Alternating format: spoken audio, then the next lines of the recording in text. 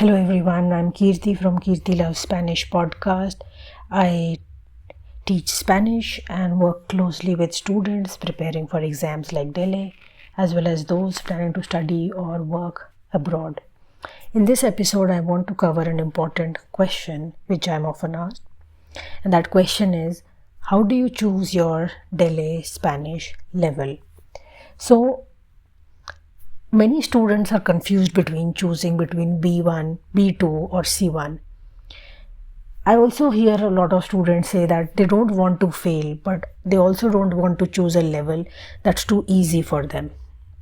Entonces, primero un recordatorio rápido de los niveles más habituales en el DELE. A2, nivel básico. Puedes manejar situaciones muy cotidianas y hablar de tu vida diaria con frases sencillas. Siguiente, B1, intermediate. You can survive in Spanish-speaking countries, talk about experiences, plans, opinions in simple but connected speech. Next, B2, upper intermediate. Puedes entender la idea principal de textos complejos y participar en conversaciones con más detalle y fluidez. Now we come to C1, which is an advanced level. So you can use Spanish flexibly and effectively for academic and professional purposes. Now next one is C2, it's near native level. Puedes comprender prácticamente todo y expresarte con mucha precisión en casi cualquier situación. So out of these options, you can just ask yourself where do you stand and then choose a level accordingly. Okay, I have a few more questions for you which you can use to evaluate yourself. So these questions will go according to the level. Suppose if we start with listening, you can ask yourself, if I listen to a podcast or a video or a YouTube video, ¿entiendo la idea general o solo palabras sueltas?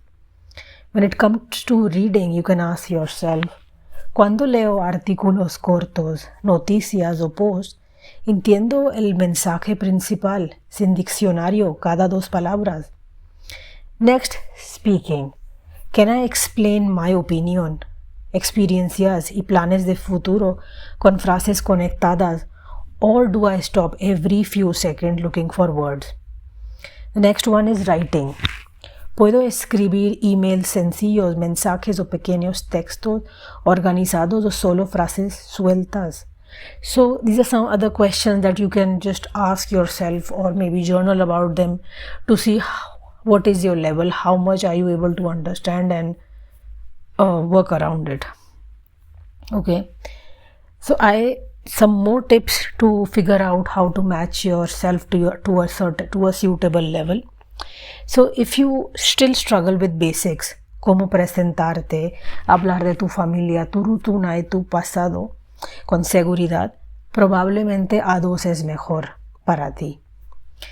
If you can talk about tu vida, tus gustos y tus planes, opiniones con cierta fluidez, pero con errores frecuentes, and you understand the main idea of most everyday conversation, B1 puede ser tu nivel.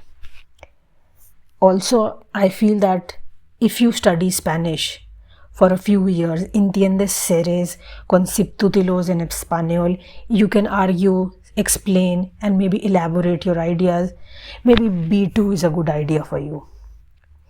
But if you need Spanish for university work or formal situations, and you can read big articles, you can write complex texts also, then you can go for C1 also.